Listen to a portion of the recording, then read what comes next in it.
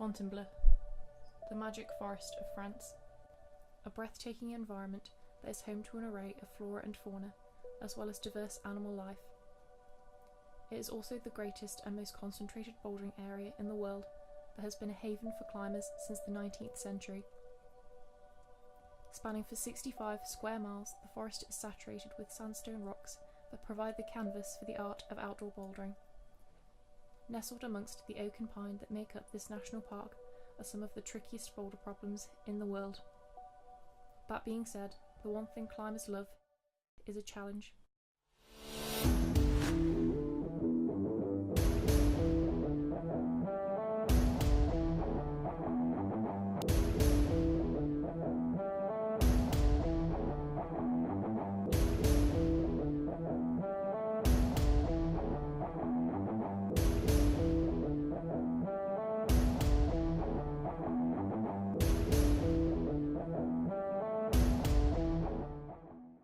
But what else do climbers love about bouldering in this unparalleled landscape?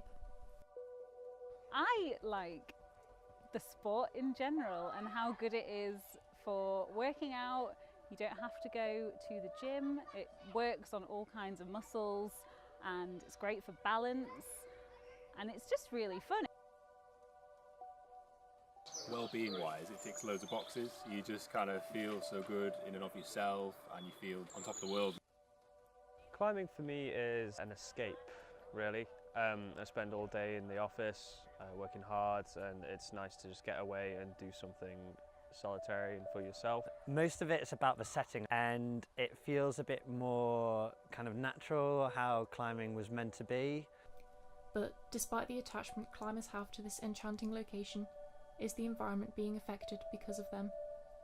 I think it's quite obvious when you look just at the rock that it is worn by climbers. You know, it's worn down, it's glassy, so there's clearly an effect there. And then there's obviously people are painting and chalking onto the rocks as well, the different routes and things like that. So that's leaving a human impact and an interference on the rock itself.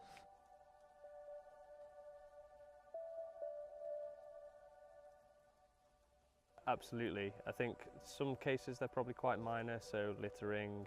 In terms of damage to the rocks themselves, you can probably see around you they're all covered in chalk, which in general doesn't damage the rock, but over time the chalk build up, as well as people brushing it, poffing it as it's called as well, can create quite a glassy texture, ruining some of the climbs.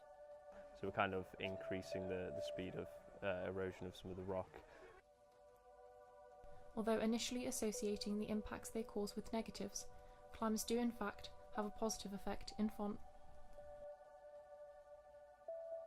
As well as the forest already being of national park status, the popularity amongst the climbing community provides yet another layer of justification as to why this environment needs to continue to be preserved.